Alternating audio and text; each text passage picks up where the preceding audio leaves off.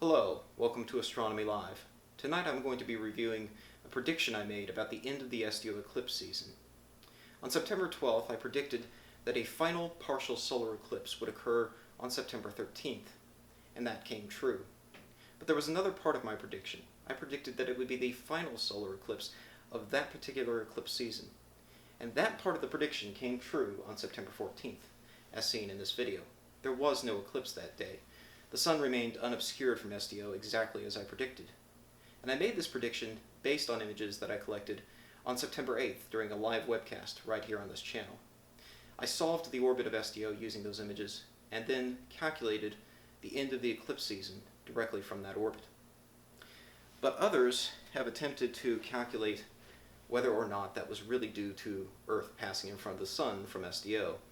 And tonight I'm going to be presenting this, how not to calculate the orbit of SDO, to address those claims and show where their math is wrong. So, I'm about to show you a video from Wayne's channel.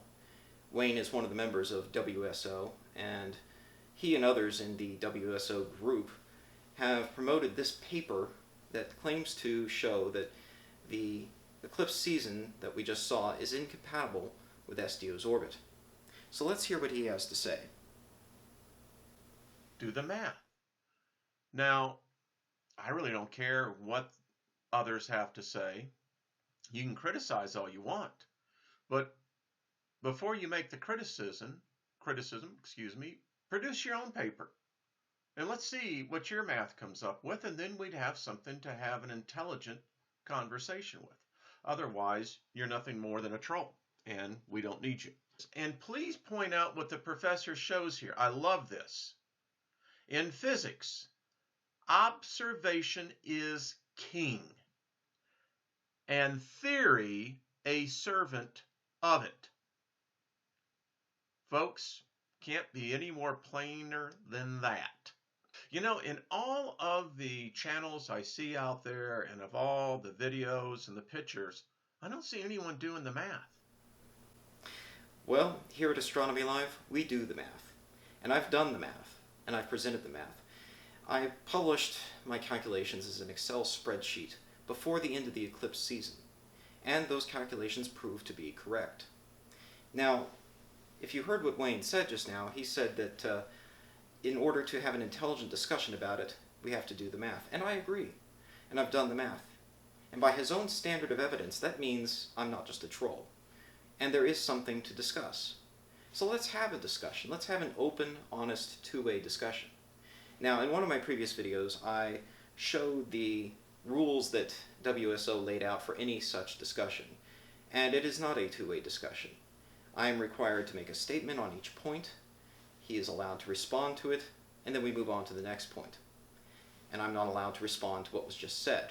I'm allowed to ask questions at the end of the debate, but in truth, I will probably want to be making statements in direct response to points as they're made. So let's just have an open and honest debate. As I said before, I will be happy to allow WSO to have the last word and for it to be hosted on their channel. I will promise to be polite. There will be no name-calling, no rudeness. I will abide by all those rules, but I want an open and honest debate. Now, I've done a lot of thinking about this, and others have pointed out to me that no matter what they say, the math proves me right. And so they can say anything they want, really, but in the end, the facts of the matter are that what was seen was completely consistent with the orbit of SDO. And so because of that, I'm going to make an offer tonight. I will allow them to dictate those rules about my ability to respond. I will not respond to anything they say if they will at least have a debate about this. I will present my calculations and reiterate the prediction I made and how it proved to be correct, and they can say whatever they want in response. What I want to know is how I was able to do this. Predict the eclipse that was seen, this partial solar eclipse, seen on September 13th. This was the final eclipse of the eclipse season, and I predicted it based on the orbit I calculated for SDO using observation. They love that phrase, observation is king. And I agree. Observation was king indeed. I observed the SDO spacecraft, I calculated its orbit, and predicted the behavior of the eclipse season. And it came true. The line you see here, which looks flat, but this is actually the edge of the Earth. Earth is much bigger than the Sun as seen from SDO, many times larger. And so at this magnification, you can't see the curvature of the Earth. But you can see that my prediction for where the edge of the Earth's atmosphere is supposed to be matches what was seen. We can see the shadow of the Earth covering up the Sun and then retreating back out, exactly as I predicted, based on calculations I made from SDO's orbit. Not based on what some program is telling me, but just based on the math. And I will be glad to go through the math line by line if that's what they want. So let's go back and see what they said about these calculations and about the orbit of SDO. Here's a video from Chris Potter's channel. Good morning. Chris Potter, September 11, 2016. Today's presentation, A Physicist's Thoughts. Is SDO's orbit creating the sun-going dark cycle? Let's begin. I was given the orbital details for SDO's orbit. SDO is the Solar Dynamics Observatory. I'm going to go through the calculation and show what these numbers lead to. But I would like to point out that these numbers did not come to me as an observation. I did not observe the satellite's motion, plot its trajectory, measure its altitude, or its period. These numbers have simply been given to me, so to me, they are only theoretical. In physics, observation is king, and theory is merely a servant of it. So, as he just said, observation is king, and he admits that they have not observed the SDO spacecraft themselves. By their own standard of evidence, my videos are automatically elevated to a position above theirs because I have actually observed the SDO spacecraft. So here's a time lapse from those observations conducted on September 8th with my own telescope, my own camera, filming the SDO spacecraft in orbit.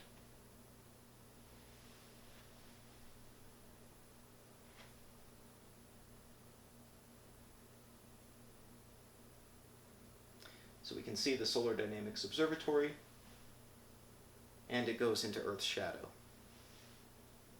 This is all in visible light, by the way. This is not UV light, but even in visible light, SDO still fades out as it goes into Earth's shadow. There have been some claims that it wasn't affecting visible light. Well, it was. We saw it here live on Astronomy Live. So, as they pointed out, observation is king. And using those observations, I calculated the following orbital elements for SDO. And from those orbital elements, predicted the final eclipse of the SDO Eclipse season. So, what are their complaints? Well, they do very approximate calculations. And approximate calculations give approximate results. One of the problems with their calculations is that they assume a smaller atmosphere than is really truly present, especially relevant to extreme UV wavelengths. The atmosphere is extremely opaque at these wavelengths. And if you look at data that long predates any of this, you see that the Earth's atmosphere is opaque at some of these wavelengths up to an altitude of even 240 kilometers. And so we have to use that size to properly calculate how much of the sun will be blocked by Earth. And so here's the math for how to calculate the apparent size of Earth as seen from SDO at these wavelengths. And it is very much wavelength dependent. At the bottom of the chart, we have longer UV wavelengths that are still what we call far UV. And at these wavelengths, you can see deeper into the atmosphere. And so at, say, the 1600 and the 1700 angstrom wavelengths from SDO, Earth will not appear quite as large. That's why you get this discrepancy between what you see of the Earth's edge at those wavelengths compared to some of the extreme UV wavelengths. So let's see what else he says, and let's see what his complaints are about this. Note that somebody took a lot of time to put together this paper and make figures and tables, and by their own admission, there ought to be 2 eclipse seasons a year. So even if they dispute that what was just seen was one of those eclipse seasons, then where is the eclipse season? Because by their own presentation, there ought to be 2 eclipse seasons each year as SDO's orbit comes into alignment and goes into Earth's shadow on the far side of the Earth from the Sun. The time period during which the eclipse is supposed to happen is between 6:26 and 7:34 UTC, which agrees with the times in Table 1 up to August 29th. The dark sun phenomenon starts earlier than that after the 29th, starting at 6:17 UTC on September 7th, showing that the midpoint for the cycle cannot be 7 o'clock UTC. This is discrepancy point number 1. Okay, Table 2. Shows the times during which the sun went dark during the February-March cycle. The number of days between the beginning of the February-March cycle and the August-September cycle is 184 days. The expected value from the Earth's orbital period is 182.5 days. This means that there is a discrepancy of 1.5 days. This is discrepancy number 2, or discrepancy point 2. Also, since the period for the eclipse cycle should be 182.5 days, we should expect that if the eclipse is happening between, say, 6:26 and 7:34 UTC in one cycle, then it should be happening 12 hours later in the next cycle, i.e. between 1826 and 1934 UTC. But the sun is going dark between 6:33 and 7:43 UTC during the February-March cycle and the midpoint on the cycle on March 2nd, which is a similar time of day as during the August-September cycle. This is a very large discrepancy that cannot This is a very large discrepancy that cannot at all be attributed to experimental error. This is discrepancy point number 3. Table 3 shows the times during which the sun went dark during different days, falling within the expected cycle from September 2015 to September 2010. Notice that the times are similar for the February-March cycle and the August-September cycle, and all of the times during which the sun goes completely dark fall between 6:14 and 7:39 UTC. None are 12 hours later, as we would expect from the Earth's orbital period. This is discrepancy point number 4 and is tied to discrepancy point number 3. Notice as well from Table 3 that the data point of March 11th or September 11th, which was purposely chosen for the conduction of a search over different years, was chosen because it was well into the sun going dark cycle of February through March 2016. But by September 11, 2011, it became obvious that that day was now too close to the beginning of the cycle, so a search was also done on September 13th, and then the search during the next cycle was shifted even more to September 15, 2010. This is an indication that the cycle is indeed longer than 6 months, agreeing with the period arrived at from comparing the cycle in August-September 2016 and the cycle in February-March 2016. This augments discrepancy number point 2. So, let us review the basic points that he makes. He makes 4 major points in that video. Point 1, the times when comparing across days get sooner each day. It happens sooner each day. Point 2, the time between the eclipse seasons was not precisely 6 months. And he claims that the time between eclipse seasons is actually greater than 6 months. He's not even right about that if you look at the dates that he gives and you actually think about it. For instance, in 2015, the August eclipse season started on about August 25th with a partial solar eclipse. This year, in 2016, it started August 20th with a partial solar eclipse. That's earlier. So, if you assume that the eclipse seasons are 6 months apart, and you go 2 eclipse seasons into the future, that should be 12 months, right? If you find that you've gone too far, and you're now several days into the next eclipse season, that means that the average length of time between eclipse seasons is less than 6 months, not greater than 6 months. I'm not sure if that mistake was accidental or what, but it is a mistake. However, I'm sure he would still say that's a discrepancy, so we will address it. Point 3. The eclipse season from August to September is not 12 hours different than the eclipse season that ranges from February to March. And then discrepancy point 4, year to year, going from 2016 backwards, a given date in the eclipse season gets closer to the beginning of the eclipse cycle with each year. Again, this is tied into point 2. And again, it actually means that the eclipse seasons are on average a little less than 6 months. And we will discuss exactly why that is. But first we have to define what a day is. It sounds simple, even pedantic, but it's important. We have to understand the difference between what is called a mean solar day versus an apparent solar day, and mean solar time versus sidereal time. A mean solar day is what most people think of when they refer to a day occurring. It's one meridian transit of the sun to the next. It's the average length of time that takes over the course of the year, and you get a 24-hour day out of that. There's also an apparent solar day, and that's what you get if you use a sundial. But because apparent solar days are different for every location, we standardize that into time zones, and that's what most of us use now. And so when he talks about universal time, that is a particular zone of time. And it's not the same as an apparent solar day, and it's definitely not the same as sidereal time. Sidereal time is time measured relative to the stars. So you have local apparent sidereal time, which, like apparent solar time, is specific to a given position on Earth. And it's measured relative to the distant stars, and it's not the same length as a 24-hour day. It's a few minutes shorter. It's about 23 hours, 56 minutes in length. SDO's orbit is roughly fixed relative to the stars, not relative to the sun. And so, even relative to the stars, it does undergo precession, but we'll get into that later. The important thing to remember is that the orbit of SDO is fixed roughly relative to the stars. So here's a diagram showing the situation, and as you can see, on average, it takes Earth about 24 hours to rotate enough to put the sun in the same position as the previous day for a given observer. But it takes a few minutes less for the Earth to rotate enough for a star to return to the same position, about 4 minutes less. And that's why different stars are visible at different times of year.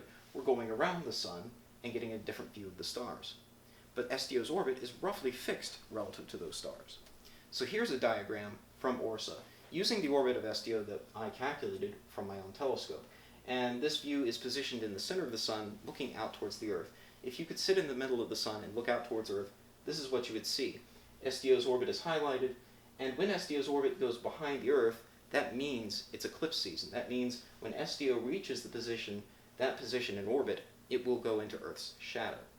Now, this is for September 13th, and it was a partial solar eclipse, if you remember. And so the orbit just barely grazes, it just barely touches Earth. And so you get a partial eclipse. Now, as we go forward in this, we're actually going to go backwards in time, and look what happened earlier, at the start of the eclipse season and at previous eclipse seasons.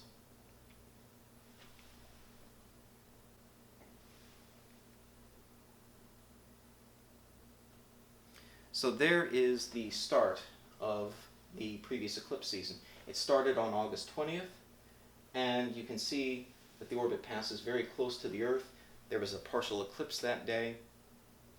And you can see that as it moved back, I'll play it again, notice how that orbit intersects the shape of the Earth. It does so at an earlier point in the orbit on each day as you go back deeper into the eclipse. And then it starts to come back out the other side. Now, we also have to remember that sidereal time is important here. The length of a sidereal day is not the same as a mean solar day, and so the times get a little bit sooner each day. If we go back towards August of 2015 and the start of that eclipse cycle, what we find is actually that it started later into the year in 2015. That means that on average, the time between eclipse seasons is actually less than 6 months. So here's September 2015. Notice it finished later as well.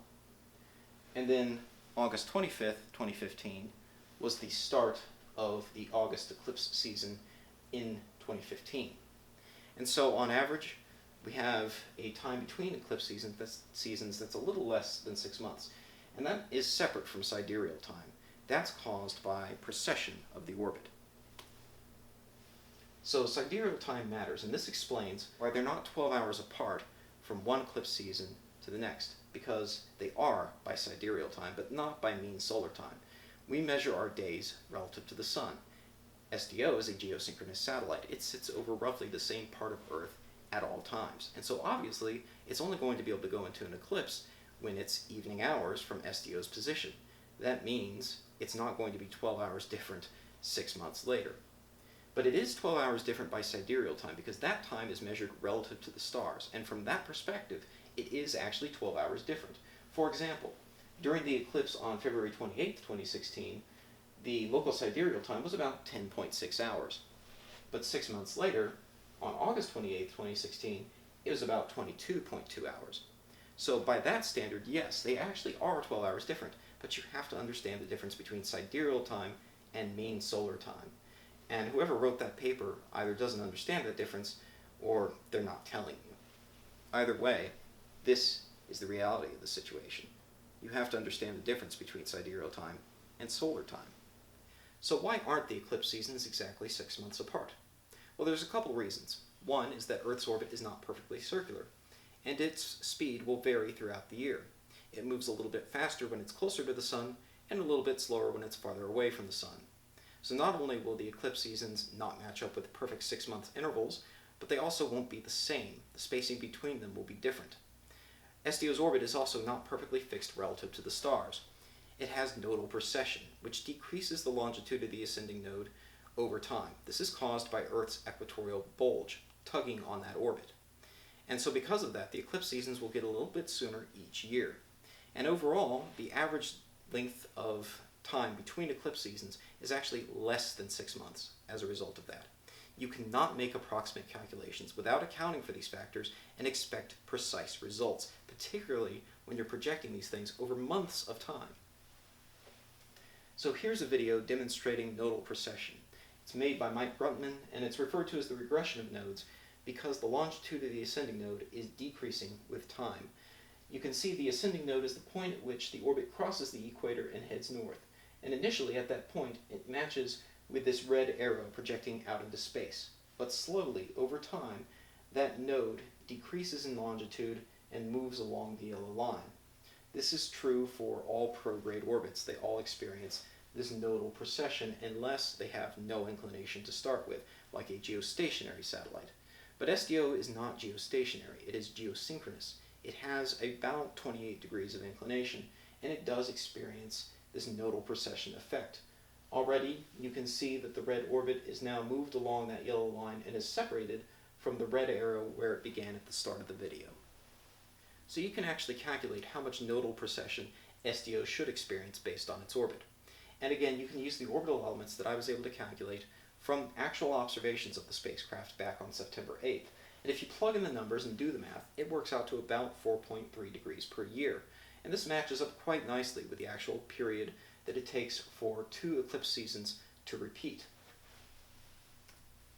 It also matches up quite nicely with calculations of the orbit over time conducted in ORSA. So again, starting with the orbital elements that were determined from the September 8th observations on this channel, you can actually project that orbit backwards over time and chart out the longitude of the ascending node over time. And what you see is if you chart this all the way back out to 2010, about when the satellite was launched, it's decreased over time by a little more than about 25 degrees, which is exactly what we expect given the math. So it does all add up. So finally, let's summarize the discrepancies that were claimed by Chris Potter and repeated by WSO, and the explanations, the truth of the matter. Number one, the times get sooner each day. Yes, they do. And that's expected given the geometry of how the orbit is actually intersecting the Earth.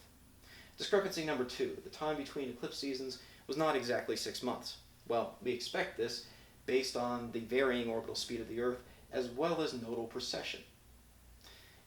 Point three, the eclipse season from August to September is not 12 hours different than the February to March eclipse season. Well, actually they are 12 hours different if you're talking about sidereal time. If you're talking about mean solar time, that's measured relative to the sun, and of course they're not going to be 12 hours different. Point 4. Year to year from 2016 on back, a given date in the eclipse season gets closer to the beginning of the eclipse cycle with each year. And again, that's expected, mostly thanks to nodal precession. So I hope that explains everything. By all means, leave your questions in the comments if you want. I'm happy to debate all this and show you guys the math line by line if we have to go that far. But the math's already out there in the Excel spreadsheet, and you can see it for yourself. I'll include a link to that in the video description. Thanks for watching. Clear skies, folks.